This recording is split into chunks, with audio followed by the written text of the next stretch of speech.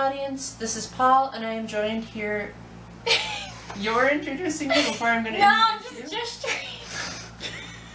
So, today we have with us Esabelle from the YouTube channel Esabelle's Psychology Life Hacks. I'm on vacation coming to meet her, and I thought it would be cool to address this topic while she's actually in person. Yes. So one thing that's notorious in the Myers-Briggs community is that if you have the same first and last letters, but different middle letters, they're considered enigma types, where it is very, very hard to communicate and make sure that you're conveying the right information to each other. Am I distracting? No, I think that was good because you emphasized the point that you're trying to communicate in a different language than what I'm doing. So, it might not seem very obvious right now because we're so happy, but I am an ISTJ and she is an INFJ, and as you can tell by the middle letters, we sometimes have some communication issues.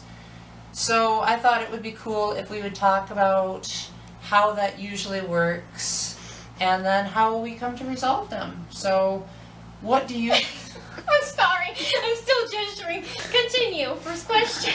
I'll be serious now. I somewhat promise. Continue. Okay, so the first question is, have you experienced this with other ISTJs, or do you think it's mainly with the two of us that you just see this like huge insurmountable wall of like, why doesn't he get it? Well, I do have a lot of those moments where I'm like, wait, well, what's the disconnect here? Like, what is the information that is missing whenever we're trying to communicate? Like, that happens, but I think what's different about you and then with other ISTJs, like my dad's an ISTJ, and he has some trouble communicating with me and me with him, and he also has trouble communicating with my sister, who's also an INFJ. And I think really what makes the difference for us is the fact that we both know MBTI, and not only do we know it, but we respect the fact that these are differences. It's not one is good, one is bad. We're just different. Right, yeah. And so I think that makes all the difference in our communication, because it's like, well, okay, we don't see eye to eye, but we understand what the problem is. Like, we don't have any functions in common, and they're switched. Yeah. And so it's like, okay, so this is how I communicate based on my functions, and this is how you communicate based on your functions. And just being able to realize that there's that difference there is like such a big step to just saying, okay, let me try to look at it from the other person's perspective, and I kind of know what their perspective is based on the type. I mean, she summed up pretty nicely what I would also believe, but I would say that one of my benefits of being an ISTJ that leads with introverted sensing. How do you make a hand signal for introverted sensing? I'm just putting it at the top, like, dominant. Now you're just being a copycat. Well, I didn't know what to do either. I mean, now that you think about it, ISTJs Teresa's got a good idea. There we go. ISTJs are all about being copycats. We like to copy our past selves. I think one of the benefits of having introverted sensing as the top function and then extroverted thinking as the second is that it gives me the ability to be able to want to communicate what's on my mind. And not only want to, but like really need to. Yes, I am noticing, even if I'm choosing not to react. I'm not an INTJ who will just be like, are you noticing the hand flapping in front of my face? Just jazzing it up.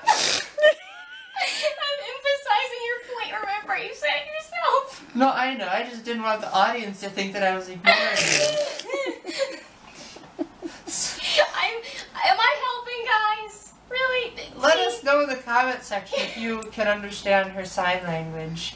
And if maybe, like, this is better than American Sign Language. Maybe they'll have to call it Esabelle language. Esabelle's. Yeah, I guess. So, like, I don't think this is exclusive to extroverted thinking, but I think generally speaking, an extroverted judging function means that you're going to have a bit more of a desire to be like forward about what it is that's going on. So in my case, having thinking means that I want to express what's on my mind. And for her, it would be a lot easier to express how she feels about something. But then you get in vice versa, and it's like I'm not always comfortable sharing my feelings. She's not always comfortable sharing her thoughts. So that leads to another little bit of disconnect, because I'm just like, what are you thinking here? And she kind of struggles to kind of get it out. Would you say that, do you think you ever have trouble noticing what I'm feeling about stuff? So, do you think that I have trouble with you noticing? No, I'm asking. See, we're already doing it. I'm sorry. Honestly, guys, I was kind of signing and I didn't quite hear the question. Okay, let me rephrase it. So, when you have a tertiary introverted judging function, that typically leads to, again, very broadly speaking, that person having difficulty with expressing either their thoughts or their feelings, depending on which one it is. So, in my case, I might have difficulty expressing my emotions and my values. Have you noticed when we talk that it almost seems like there's a slowdown, or at the very least when we first started talking? Because obviously once you get to know people better, then you kind of open up more. But when we first started talking, did it seem like I was kind of reserved as far as how I was feeling? Well, even now, you do seem kind of reserved in the fact that you will express it, but you're not really expressive. If you get do you get... Like you're saying basically that my face doesn't always show what I'm feeling.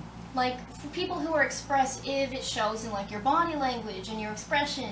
Like, with Teresa being here, like, I just feel and see everything that she's feeling, whereas with you, it's like, I have to kind of guess what you're feeling sometimes whenever you're just kind of staring at me, eat my food, messing with me. I mean, do you want to give them the G-rated version of what you noticed at the pool earlier yesterday?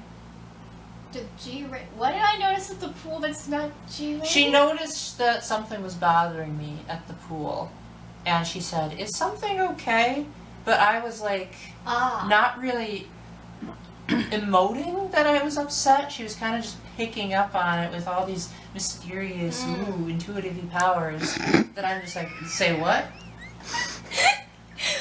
Well, okay, okay, so I knew something was a little bit off, but to be fair, because, and this is where I have to just rely on what he's told me and kind of try to make a few assumptions here and there to kind of guess, because I don't want to be like, what are you thinking? What are you thinking now? What are you feeling now? Like, I don't want to bombard you with all these questions and always having to, like, gather the info. But since I've known you well enough, I do try to make educated guesses on what it could be. And whenever you first came, you mentioned that you don't emote much.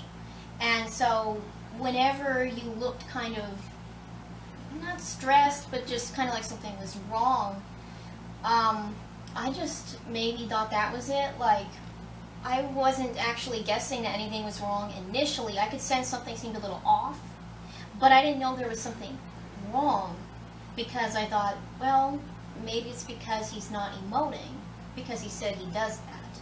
So I think it's a case where there can be, like, misjudgments just because I'm still trying to look for patterns, and I think this is going to improve the more we get to know each other, especially in person, because this is the first time we've been in person and had something like happen. Before, it's just talking. Like, if something happens on your end of the phone, like, I don't know, unless you tell me. Yeah, that's true. She can't always tell when I'm just like, oh, I don't understand a word of this. So whenever it comes to patterns, I think, like what happened yesterday, I did erroneously think maybe it was just you just kind of being, well, looking emotionless. But I think that's a case where whenever we're in person more, it's going to improve, because we've only ever talked on the phone. So I'm not used to his facial expressions. It's so trippy being able to put a facial expression to what he's saying now. Before, I'm like, I just have to guess what he's, what his face is portraying. And now I know it's not always that much. It's not a bad thing, but I'm just saying, like, sometimes I have to guess. I mean, I think by ISTJ standards, I do a pretty good job. It's just that Yeah, oftentimes I don't think about needing to be expressive. I guess it's just like, it doesn't come second nature to me to, like, crease my eyebrows when someone is upset.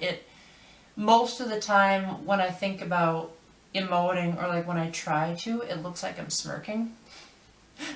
Teresa's certainly emoting. I wasn't looking at So, I think we've established that, like, because you... I'm sorry, I just your face. Continue, I'm sorry. I think we're doing case in point right now. Like, you're just completely losing it, and I'm just getting a little bit of a chuckle. Teresa's killing me over there. I'll have to bury you later. You already tried to kill me. Yeah, that is That's true. the I wrong did part. try to kill her.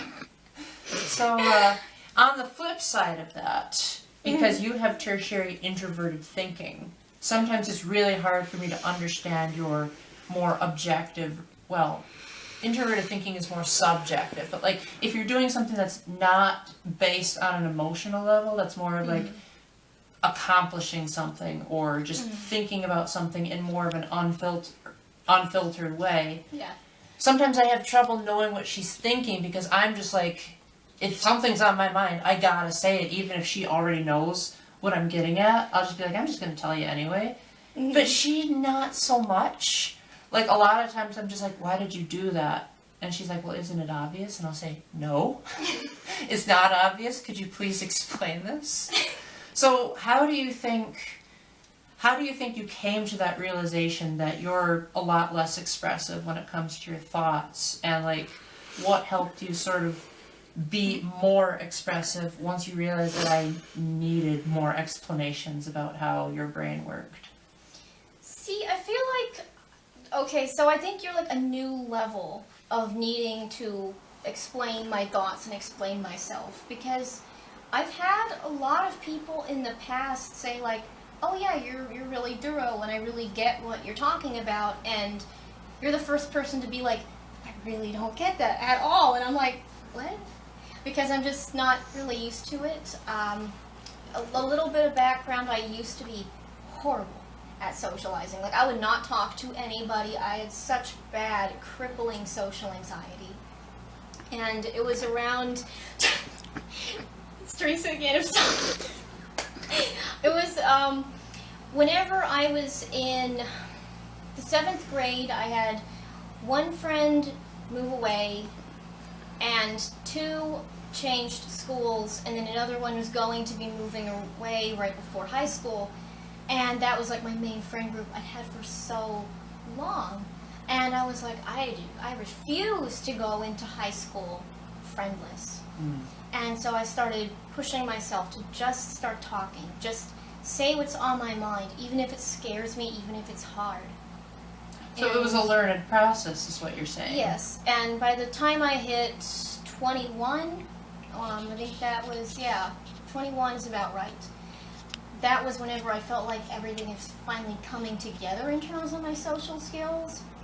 And I just haven't had a lot of trouble since then, and I guess I've just gotten used to being like, okay, a lot of people think I'm clear and I'm good at explaining myself. And then along comes Paul, and he's like, I don't understand. I'm like, what's not clear? And so it's like, I've gotten good up to a certain point, but I'm one of those people who firmly believes that you, like, never stop developing and you never stop learning.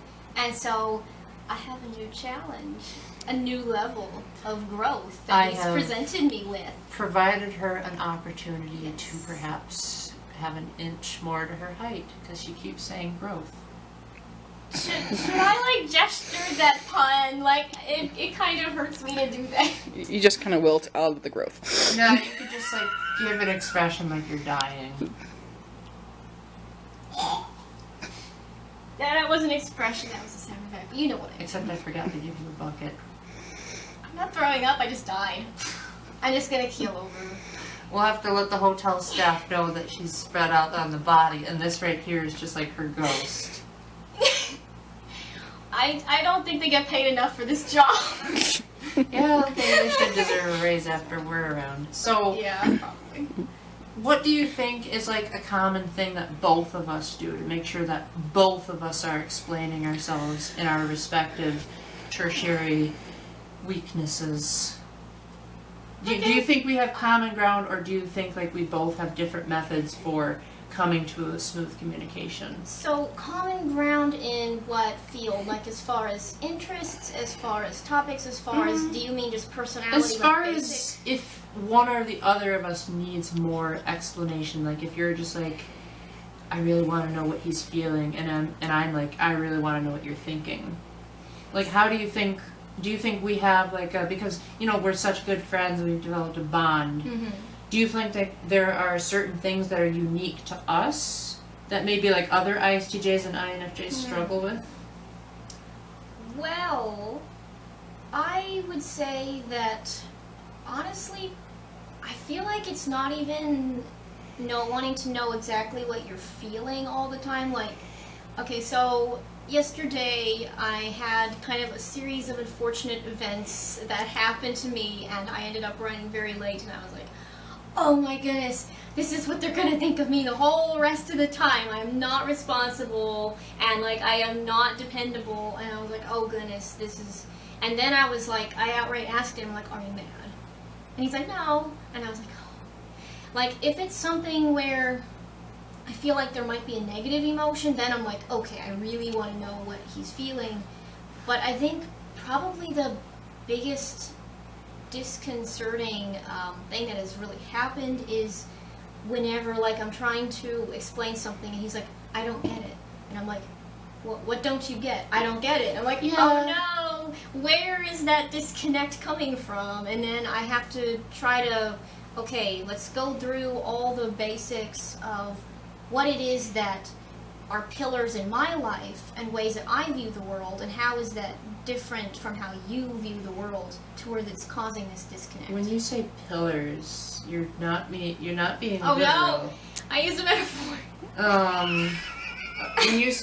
So when you say pillar, I'm being serious right now, by the way. I'm not joking. When you say pillars, does that mean like important? Now I lost what you meant by the original sentence. Do you know what a paradigm is? That That would help. I've heard the word, but I forgot what it means. A paradigm basically means like the way in which you view the world, like your point of view. It's a little bit more it's like complex than that, perspective. yeah, that's, Like if you're an you optimist could or say a that. pessimist. You could say that, like, it's just how you view the world. I guess that, yeah, perspective would be a pretty equal word, I guess. Okay. So sometimes, like, maybe we should give an example. Yeah. They say that introverted Oh, no. sensors work best with examples because no matter where it is in the function stack, introverted sensors tend to draw on their past experiences a lot. Extroverted sensors, not so much. So they don't give as many examples of what they're talking, and that's probably where the disconnect happens with us, is that you don't give examples very much unless I ask for them, or at least you didn't when we first met. I think now you're getting a little bit better, but before you just like start talking about something, I'd be like, whoa, slow down, I don't get it. Yeah, you're witnessing one right now. It's like, okay, we're gonna sort this out. Right here, right now, you can witness this. How often is it that you see an ISTJ and INFJ struggling to communicate while we're saying that we're gonna talk about it on the video? Like, this is like video topicception here. Yeah, well, you say you're good with examples. We're about to give an example. Yes, okay, so continue where we left off. okay, so our video kind of cut off a little bit, but Esabelle was about to give an example of how, I'm trying so hard to understand how introverted intuition communicates that I'm kind of losing the original example. Okay, so one example is whenever I was trying to explain how come I want to make YouTube a business, and you're really not business-minded with your YouTube channel. You'd rather it just be a hobby. Your goal is to be like the longest-running YouTuber. Right. And mine is like, I want to build a business around it, and you were very skeptical of that. You had kind of this negative impression of it. You're like, oh, business. And yeah, I guess because I was thinking about how I felt about like other businesses like Nintendo and other YouTubers who do really annoying stuff that is just like, come on, hurry up and let me get to the video already. And I guess I was worried that you'd fall into those same traps. But then once you explained your business motto and your methods, then I said, oh, I have no problem with that when you put it like that. But because you didn't put it like that at first and just said, hey everyone, I'm just going to start a YouTube business. I'm like, oh, great. Not MatPat the second. Not saying MatPat is bad, but that he's like, he knows how to handle the algorithm. And so there are certain things that he does and says to like be popular. But sometimes it comes across as unethical or inauthentic from my perspective. Probably because I'm using very different functions than he does. I don't know. I think he said he scored ENFP, like borderline INFP, when he took the test. Which I can kind of see that. Like I've seen interviews of him. But we're not talking about MatPat. We're talking about how I just have very negative views towards corporations and business people in general, but knowing that she was going to be taking more ethical measures and more measures to make her channel more enjoyable and less pace-killing, it made me more accepting of what she was trying to do, especially when she said that she believed that it was a calling from God. It's like, well, I can't deny that. Like, I obviously don't want to stop her from doing God's calling. And there are some businesses in the world that do really good stuff, and if it wasn't for businesses, I wouldn't have gone on mission trip. Speaking of which, I'm wearing a mission trip shirt. I totally did not intend that for filming this. That's a business. That is Catholic Heart Work Camp is a business, and it needed to be able to support its business to have people go on the trips. So you can see how he had like this very, I wouldn't say very negative, but just kind of a feeling toward the idea of YouTube businesses, and it was just like, that's the way he viewed it in his mind, whereas I'm like, okay, I mean, I guess I kind of used to think like you actually until like the last few years, and then I'm like, really, businesses are power, and it's power that you choose how you handle it. And I'm like, I want to handle it in an ethical way that actually teaches and empowers people, because going to college for psychology, I'm like, this is wonderful stuff, but I'm going for a degree in this. Why can't everybody know about this? I mean, there's ways that, you know, marketers and, yes, even business people will use to manipulate consumers, and I'm like, first off, people need to know how to use psychology to better their lifestyle ethically. And second off, what if there's people who are using psychology on you for negative reasons? You need to know. And so that's what inspired it. I'm like, I want it to be a business so that it can support itself, and I don't have to split my time between my YouTube channel and a job. And I think that's where the disconnect came in, is like, I'm trying to do something higher than just make a buck. And I think like my impression and studies of most intuitive types, especially the INJ types, is that based on their communication style, it came across as though they did it for its own sake rather than having a reason for it. Whereas when I do something, I always like to explain, like, this is why I do it, whereas I don't think it comes second nature for them. I mean, I actually like explaining myself. That sounds weird, but I like being like, okay, you asked, and this is why I'm doing it, and my phone is ringing, and I'm gonna ignore it for right now. But I actually like explaining myself, especially if it's something I'm passionate about. But I've also learned that since I've gone out of my social anxiety, it can be kind of long-winded. I'm so sorry. And I've gotten out of the habit of just explaining myself, because I was like, okay, I think I might be like scaring people or boring people or intimidating people. And I've actually done that where I'm like, hey, I want to tell you what I'm so passionate about. And they're like, whoa, okay. And I'm like, okay, that was a little too much. Okay, I'll back up. And I'll just like tell you the need to knows about what I'm thinking for you to get me.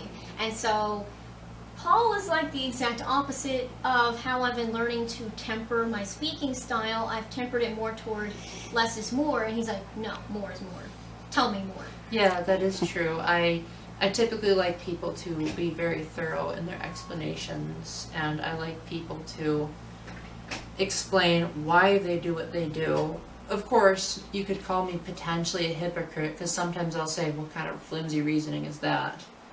But usually if I like bring up that the reasoning is flimsy and then the person gives an alternate perspective, then I eventually sort of come to an understanding. Again, it depends on what it is, but I think you and I have gotten to the point where Oh my God. I think you and I have gotten to the point where you realize that, again, using introverted sensing, it's all about the world of the familiar. And when you talk about something that isn't familiar, my mind is just going to completely not even comprehend it. So, like, sometimes you might have noticed that it seems like I zone out on the phone whenever you talk about college. Yeah, a little bit. I'm like, I think I'm losing it here. Because I never went to college, so college is like, it doesn't mean anything to me. So, I mean, the only thing that comes to my mind when I think of college is brainwashing and washing dishes. So, I often just like ask her to tone it down to my level, or just don't speak and say like, you know what? I'm going to give her permission to talk about what she likes, because at least she's trying to explain herself instead of just saying, it is what it is, and that's just the way it is, like most INFJs do. So, congratulations. You're a trendsetter. Oh, thank you. Aw. Oh no. We hit that poor picture.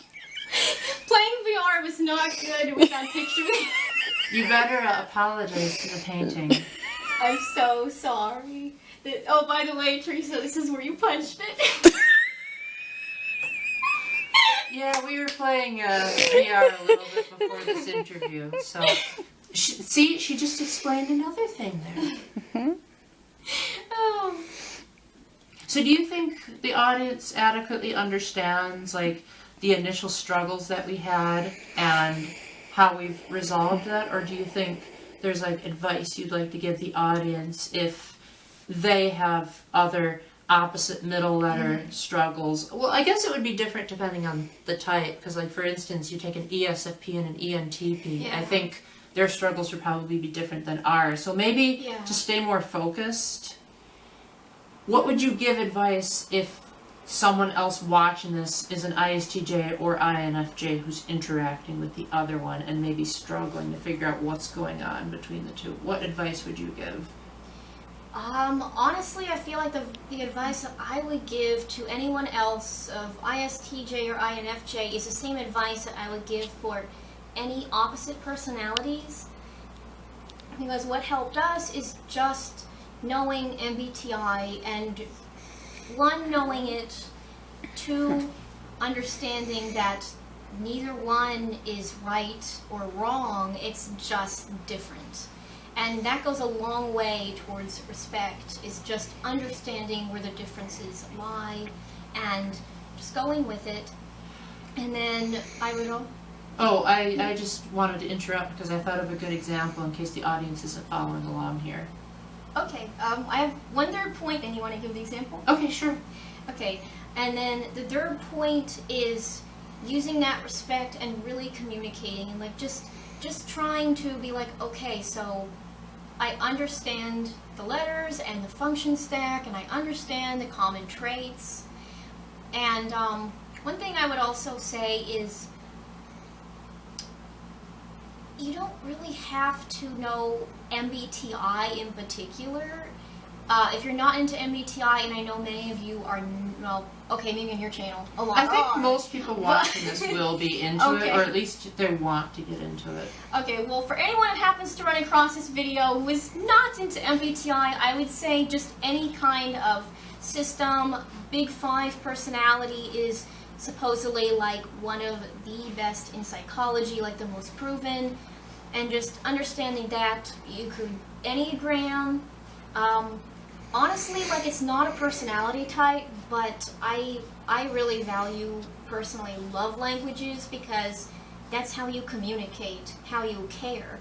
And if you're telling someone, oh, I love you, when they want like an act of service, then it's not going to communicate care. So it's not a personality type, but again, it's kind of understanding the other person. It's a way of understanding. And so just using any kind of system that spells it out. I'm sorry, am I running long? No, it's okay. This is a collaboration, and during a collaboration, the other party is supposed to put in some effort. So if you're being thorough to the audience and that helps them understand, let us know in the comments if her long-windedness helped you guys out. That would mean a lot to me. I'm sure it would to her as well. I just wanted to give an example for your first pointer. Because I had a feeling that, like, because I've been confused by that in the past, and I think maybe if the audience is.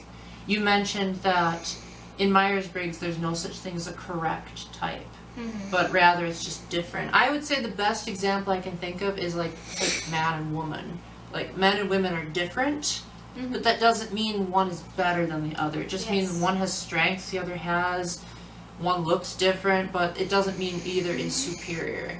So in this case, she might be more intuitive and in tune with what people are feeling, and I'm more familiar and step by step, and am usually more like aware of my surroundings, and we can like bounce off of each other's strengths and weaknesses to like become superhuman. We'll have to merge together. How do we do this merge thing? You're gonna, like, is that how we do it? Is that We are a superhuman. With dad jokes. Yeah, the dad jokes come from his side. Well, my dad and his dad, and possibly the dad after that, were all like notorious for loving their jokes. I think that's off topic. But I think the advice I'd like to give if people are in a similar situation is just mention straight up what your communication style is. Like, if you're an ISTJ, just say, hey, I need you to explain things step by step. Don't skip any details. And if you're an INFJ, maybe say, like, I need you to at least try to think about my feelings and try to think about what might make people uncomfortable. Or say, like, hey, you don't have to over-explain everything. Just, like, tell people how you communicate. That can sum it up in one sentence. Yeah, and I guess just one last note to add is I would say also, I think it's a really good idea to embrace these different systems, like I said. Like a hug. Yes, like the hug that nearly killed. I would say that you should embrace these, but definitely listen to the person over the type, because like I'm a very stereotypical INFJ, but I tend to score very close on like the feeling thinking scale. And so I tend to have like a lot of really hardcore like INTJ things going on in me. And I tend to, one thing that I keep hearing over and over is like INFJ, they're people oriented, and like they will drop what they're doing to be there for the people because of that extroverted feeling. And that's just something I keep hearing, and I'm like, that's not me. That seems more like an ENFJ to me. I think INFJs are more like they'll drop everything for their friends. Yeah, well, that's but not so much for the general public. Actually, I don't know what sources meant. I think they said for other people. I'm assuming it's close people, but... Well, anyway, that's a subject for another video. Yeah, but that's just something I've read around, and I'm like, okay, well, that's not really me, whereas I know the INTJs will, like, hibernate if they're really focused on a project or a goal, and they'll be like, I'm gonna get this done, and just don't get in their way. And that's kind of me whenever I really get going. And if people listen to only my type, then they would be like, what is wrong with you? You're not supposed to be acting that way. You're an INFJ. You're not supposed to be. And I'm like, but I'm me. Yeah. So definitely, like, start with the type. It's like a good foundational level, but then learn about the person individually and kind of learn the nuances. No one's going to be cookie cutter. Even though ISTJs aren't typically very good at understanding people's feelings, she knows that I want to get to that point because of my faith and just common courtesy that I was taught at a very young age. So that's an area where she would look at me as a person before looking at me as a type. And that's just one example, but this video will go on too long if I list others. So I think, do you think we've adequately covered it to the audience? Well, I did want to hear what your tips would be. You asked for mine. I thought I just gave them. Or were you not paying attention? Okay, I didn't think about it in that context, but okay, he's good. He gives you the tips. She's just having another intuitive moment, I guess. Or you could let us know in the comment section if I missed something. There we go again. I'm running on about 2 hours of sleep, so I probably Are you now? Yeah, I am. Okay then. Well, in that case, do you have any last words to give to the audience or words of encouragement? I would say, first off, do you have any last words scares me. After what happened yesterday, it kind of drowned me. I will never let you forget that. But, okay, on a serious note, I would say that definitely don't just think that differences are a deal breaker with people, because obviously we get along as personality types, and even outside of personality type, I know so many people who can get along with, like, you know, people of different faiths and people of different political ideas, although granted that is getting harder and harder nowadays, I think. Yeah. But different lifestyles, like, get to know the person. Don't look at all this stuff about them that doesn't define them. Alrighty then, well thank you very much for watching. I keep saying this over and over again, but let me really reinforce the point. Let me know down in the comment section what you think, if you have any questions, and if we did an adequate job of helping you all out. And until the next time, keep the faith, stay epic, and God bless. And do you have anything you want to add to that? Always be nothing less than your best self, guys. Perfect. Bye. Bye, guys.